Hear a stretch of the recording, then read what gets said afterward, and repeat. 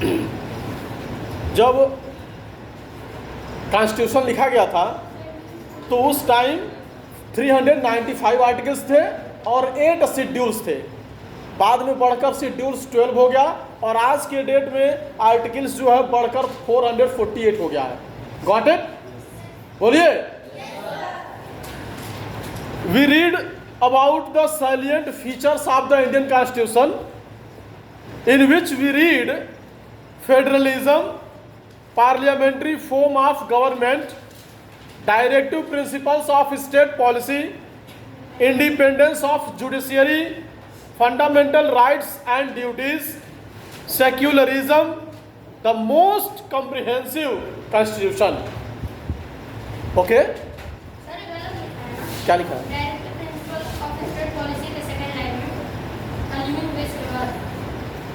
किसके बाद? Directive principles of state policy, living wage, human condition of work. नहीं, वो गलत नहीं है, जैसे वो लिखने का तरीका दूसरा है। हाँ, HUMAN, यही ना ह्यूमन कह रहे हैं, ऐसे भी लिखा जाता है, उसको रॉन्ग नहीं कहेंगे। हाँ, ऐसे भी लिखा जाता है। बात समझ रहे हैं? Now fundamental rights. Fundamental rights means मूल अधिकार। फंडामेंटल राइट्स मीन्स मूल अधिकार। Rights are those freedoms which are essential for personal and common good. The rights are guaranteed under the Constitution. कह रहे हैं कि व्यक्तिगत और सामान्य अच्छाई के लिए जो है अधिकार, समझिए कि हमको स्वतंत्रता देते हैं। क्या देते हैं? स्वतंत्रता। और आवश्यक है अधिकार। अधिकार हमको गारंटी देता है, यानी कि संविधान में जो फंडामेंटल राइट्स लिखे गए हैं वह नागरिकों के लिए, सिविलियंस के लिए जो है एक गारंटी है। आ रही बात समझ में? The core of the Indian constitution lies in part 3 that relates to the fundamental rights. These rights are fundamental in the sense that they have been incorporated in the fundamental law of the land, the Constitution, and can be enforced by the courts. No government can curtail these rights except by an amendment to the Constitution. But in case of external aggression or internal threats, the fundamental rights except the right to life and liberty are suspended. Thus a balance is maintained between individual liberty and social control. देखिए, fundamental rights यानी कि मूल अधिकार जो हैं भारतीय संविधान के पार्ट 3 में, कौन से पार्ट में? पार्ट 3। देखिए, मैंने बोला आपको कि हमारे देश का संविधान 448 आर्टिकल्स एंड 12 शेड्यूल्स में लिखा गया है, बटा गया है।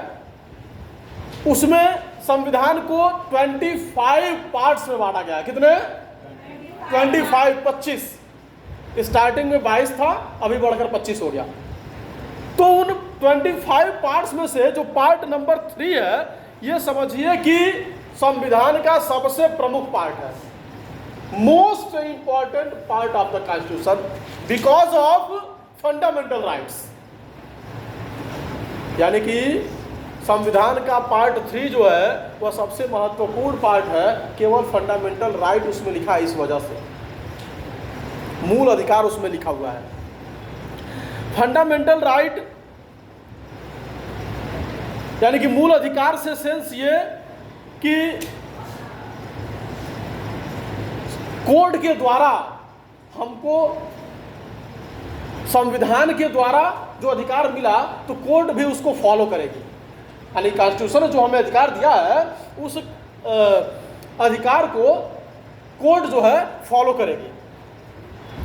और केवल कोई एक्सटर्नल प्रॉब्लम है, यानी कि मान लीजिए वार का कंडीशन आ गया, युद्ध का, बात समझ रहे हैं, युद्ध की स्थिति बन गई, या देश में बहुत अधिक अशांति फैल गया, स्प्रेड हो गया, तो ऐसे में अगर इमरजेंसी होती है तो उस टाइम फंडामेंटल राइट सस्पेंड हो जाते हैं। केवल दो ही बचता है, right to life and liberty, यानी कि स्वतंत्रता और जीवन जीने का अधिकार, यानी कि वो भी स्वतंत्रता कि आपको जीने का अधिकार है, बात समझ रहे हैं। उसके अतिरिक्त सभी अधिकार जो है सस्पेंड कर दिए जाते हैं, यानी कि आप अपने अधिकार का डिमांड उस टाइम नहीं कर सकते, यानी कोई एक्सटर्नल अफेयर आ गया, यानी कि बाहरी मामला वाला, यानी मीन से कि कोई युद्ध की स्थिति बन गई देश में, या फिर देश में कोई बहुत ज़्यादा समस्या आ गया जिसकी वजह से इमरजेंसी कर दिया गया, आपातकाल की घोषणा कर दी गई, डिक्लेयर कर दिया गया। लॉकडाउन अभी इमरजेंसी नहीं है, लॉकडाउन जो है वो इमरजेंसी नहीं है। इमरजेंसी का मतलब कि फंडामेंटल राइट्स जो है आप केवल घर में रहकर जीवन जीने का काम कर सकते हैं। यस बेटा, नहीं आई नहीं, बीमारी की वजह से जो है फंडामेंटल राइट्स को सस्पेंड नहीं किया जाता है। इमरजेंसी का सेंस क्या है कि पूरे देश में गवर्नमेंट जो है अपने हिसाब से काम करना शुरू कर दे, जैसा उनको ठीक लगे, यानी कि किसी मामले को लेकर पूरे देश में बहुत ज़्यादा विरोध हो रहा हो, यानी कि हर जगह लगभग पूरे देश में बहुत अधिक विरोध हो रहा हो, तोड़फोड़ हो रहा हो, आगजनी हो रहा हो, तो उसको कंट्रोल करने के लिए गवर्नमेंट जो है इमरजेंसी डिक्लेयर करती है, ताकि सेना सीधे ऐसे लोगों को पनिश करेगी, मारेगी, और उसमें गोली भी मार सकते हैं, यहाँ तक का भी जो है राइट हो जाता है सेना के पास, आर्मी के पास। तो ऐसे कंडीशन को इमरजेंसी कहते हैं। बीमारी की वजह से मान लीजिए लॉकडाउन हो गया, ये इमरजेंसी नहीं है। लॉकडाउन तो आपकी भलाई के लिए है, बोले तो पब्लिक को रोकने के लिए कि पब्लिक ज़्यादा बाहर नहीं निकलेगी, तो ज़्यादा भीड़ भाड़ नहीं होगा, भीड़ भाड़ नहीं होगा तो उससे बचने का उपाय रहेगा, इस वजह से वो इमरजेंसी नहीं है। आ रही बात समझ में? तो दो कंडीशन, यानी कि इमरजेंसी और वार यानी युद्ध की स्थिति होती है तो फंडामेंटल राइट्स जो है वो सस्पेंड होते हैं। अदरवाइज हमारे देश में प्रत्येक नागरिक के लिए वह गारंटी है। सीधे बैठिए। नहीं, भूकंप आ गया तो क्या हुआ, नुकसान हुआ, गवर्नमेंट उसके लिए काम करेगी, गवर्नमेंट आपको सतर्क करती भी है ऐसे किसी थ्रेट से। बात समझ में आ रही है? वो इमरजेंसी नहीं है। वही तो मैं बोल रहा हूँ, कोई प्राकृतिक आपदा आया तो समझिए वो इमरजेंसी की स्थिति। मान लीजिए प्राकृतिक आपदा अचानक से आया ना, और उसका क्या है, उसे कौन रोक सकता है भाई? नेचुरल डिजास्टर्स जो है उनको कौन रोक सकता है भाई? उनको आना है तो आना ही है।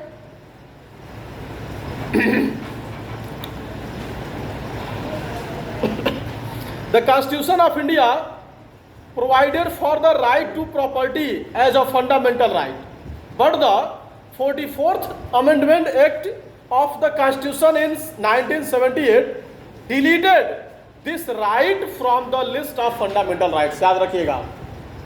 How many fundamental rights are there? मूल अधिकार कितने हैं? मूल अधिकार कितने हैं? 6। थोड़ा जोर से बोलिए। अरे 25 वो तेज बोल सकते हैं, 6 नहीं तेज बोल सकते हैं आप। मान लीजिए अगर 25 गलत है तो 6 भी गलत होगा, क्या फर्क पड़ता है, फिर सही होगा। 6 कितने हैं? 6 कितने हैं? 6। और इसी से रिलेटेड एक एक्टिविटी होनी है ना, बताए हैं फंडामेंटल राइट से। तो फंडामेंटल राइट्स कितने हैं? 6। जब कॉन्स्टिट्यूशन लिखा गया था तो उस टाइम 7 थे। कितने? 7। कितने थे? 7। बात समझ रहे हैं? एक फंडामेंटल राइट जो था, राइट टू प्रॉपर्टी, संपत्ति का अधिकार। क्या था? संपत्ति का अधिकार, राइट टू प्रॉपर्टी। उस अधिकार को 44 अमेंडमेंट एक्ट, 44वां संविधान संशोधन जो 1978 में हुआ, उसके द्वारा राइट टू प्रॉपर्टी को फंडामेंटल राइट से निकाल दिया गया, हटा दिया गया। जैसे संपत्ति का अधिकार जो है फंडामेंटल राइट्स में नहीं रखा जा सकता। बात समझ में आ रही है? इसलिए जो है राइट टू प्रॉपर्टी यानी संपत्ति के अधिकार को संविधान संशोधन करके 44th अमेंडमेंट एक्ट 44वां संविधान संशोधन 1978 1978 में हुआ, उसके द्वारा राइट टू प्रॉपर्टी को फंडामेंटल राइट से निकाल दिया गया। यानी कि वह मूल अधिकार नहीं है, अधिकार है लेकिन मूल अधिकार में नहीं आएगा।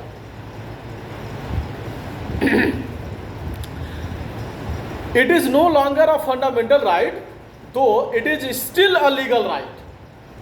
The Constitution provided that no person shall be deprived of his property except by authority of law.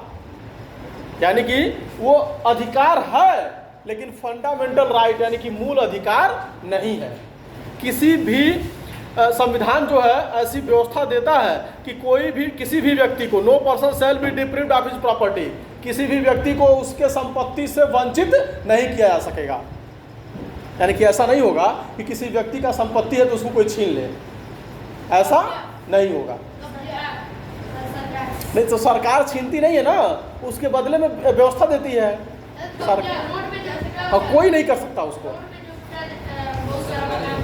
कहाँ टूटा? नहीं, तो वो पहले से गवर्नमेंट का ही प्लेस है।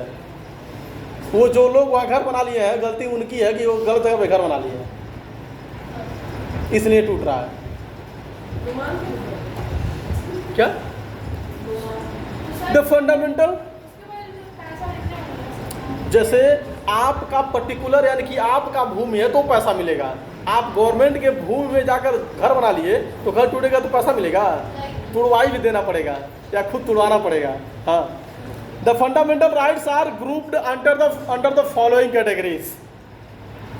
मूल अधिकारों को निम्न कैटेगरीज में डिवाइड किया गया है, बांटा गया है या ग्रुपिंग किया गया है उसका।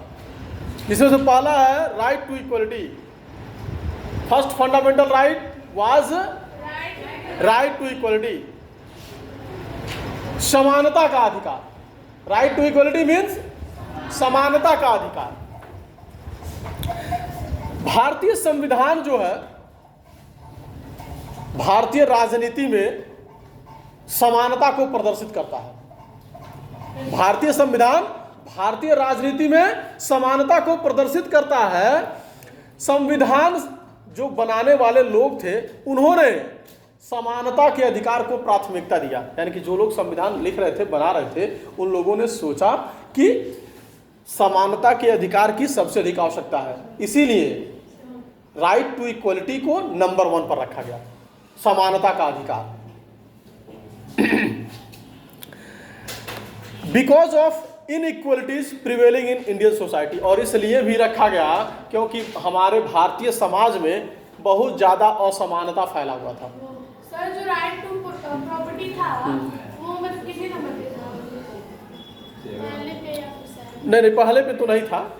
जैसे नंबरिंग के कोई एग्जैक्ट वो नहीं है, लेकिन पहले पे तो पहला जो है राइट टू इक्वलिटी ही है, समानता का अधिकार।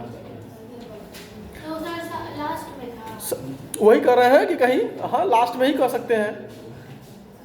मीन्स ये कि वो 7 फंडामेंटल राइट्स में वो भी एक मूल अधिकार था, एक फंडामेंटल राइट था, लेकिन उसको हटा दिया गया।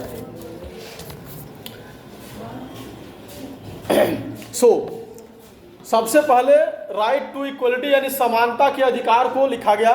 इसलिए लिखा गया क्योंकि उस टाइम जो है समाज में बहुत प्रकार की असमानताएं व्याप्त थे, inequalities. The constitution guarantees equality before the law. संविधान कानून के सामने समानता के अधिकार की गारंटी देता है।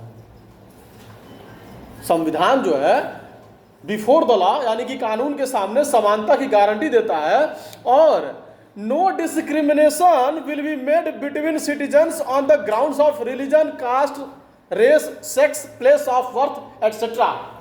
यानी कि जाति, धर्म, लिंग के आधार पर किसी भी प्रकार का कोई भेदभाव नहीं किया जाएगा।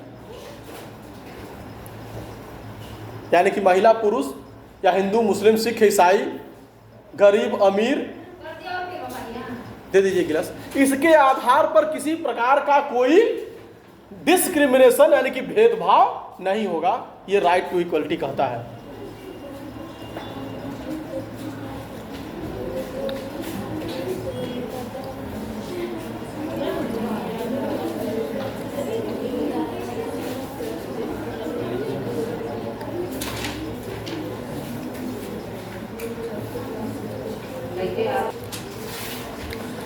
किसी भी भारतीय नागरिक को किसी पब्लिक प्लेस पर जाने से नहीं रोका जाएगा। बात समझ रहे हैं? पब्लिक प्लेस मतलब किसी रेस्टोरेंट में, किसी होटल में, शॉप पर या पब्लिक इंटरटेनमेंट का कोई प्लेस है तो ऐसे किसी भी प्लेस पर जाने से किसी भारतीय नागरिक को नहीं रोका जाएगा। बात समझ में आ रही है? जैसे पहले ब्रिटेन में यानी कि इंग्लैंड में कोई जाता था तो ऐसे पब्लिक प्लेसेज पर जो है लिखा रहता था dogs and Indians are not allowed, dogs and Indians are not allowed, कुत्तों को और भारतीयों को अंदर आने की अनुमति नहीं है। ये इंग्लैंड की बात थी। मान लीजिए तो ले तो जाते ही थे ना। अभी जब प्राइम मिनिस्टर वहाँ ब्रिटेन में मिस्टर ऋषि सुनक जी थे तो ऋषि सुनक भारतीय थे और वो उस ऑफिस में प्राइम मिनिस्टर वाले कुत्ता लेकर भी बैठे थे। एक टर्म खत्म हो गया तो ऑफिस में भी बैठे थे और कुत्ता भी साथ में लेकर बैठे थे। जैसे कुत्ता तो पालते ही लोग ना, मैक्सिमम लोग कुत्ता पालते हैं, तो भी कुत्ता पाले थे तो कुत्ता लेकर ऑफिस में चेयर पे बैठे थे। यानी कि जहां ये लिखा हुआ था कि Indians and dogs are not allowed, उसी जगह पर ये सीन भी देखने को मिला। नाउ किसी भी भारतीय व्यक्ति को यानी कोई भी व्यक्ति जो हमारे देश का है उसको किसी भी पब्लिक प्लेस पर जाने से नहीं रोका जाएगा। सभी नागरिक, all citizens will get equal opportunities in matters related to government jobs, यानी कि सरकारी नौकरी से संबंधित भारत के सभी नागरिकों को एक समान अवसर मिलेगा। भारत के सभी नागरिकों को एक समान अवसर मिलेगा। यानी कि ऐसा नहीं है कि जात धर्म या महिला पुरुष इस हिसाब से किसी को वंचित कर दिया जाएगा, नहीं आप इस नौकरी के लिए एबल नहीं है। क्या होता है? जैसे कि SC ST को अरे वो दूसरा पॉइंट है। अवसर मिलता है ना, ये पॉइंट, अवसर मिलता है कि नहीं मिलता है? मान लीजिए 2 सीट खाली है, 2 ही बच्चे हैं, बाकी मान लीजिए जितने भरे हैं उसको क्या करें? वो राजनीति का हिस्सा है। थोड़ा खाली समय में याद दिलाइएगा तो बताएंगे कि वो ऐसा क्यों है। वो आप सही कह रही हैं। अब वही अब उसके लिए थोड़ा सा टाइम अलग से निकालिए तब होगा वो। Now come to the point. वही कह रहा है, हाउ एवर द स्टेट में reserve post for the STs and the form members of OBC। सुनिए, वही कह रहा है कि हालांकि कुछ पोस्ट जो है वो रिजर्व किए जाते हैं, यानी कि सुरक्षित रखे जाते हैं SC के लिए, ST के लिए और OBC के लिए। ऐसा इसलिए जैसे कॉन्स्टिट्यूशन जो लिखे तो उस टाइम जो है ऐसा लोगों को लगा जो कॉन्स्टिट्यूशन बना रहे थे कि कुछ लोग जो है वो बहुत पीछे हैं, कुछ लोग बहुत पीछे हैं, उनको आगे वाले के सामने तक यानी कि बराबरी में लाने के लिए नहीं, आगे वाले के पीछे नहीं कर दो, उनको कुछ स्पेशलिटी दे दिया जाए ताकि वे लोग भी सामने आ जाए। आ रही बात समझ में? इसलिए उनको थोड़ा सा रियायत दिया गया। थोड़ा सा का मतलब ये देखो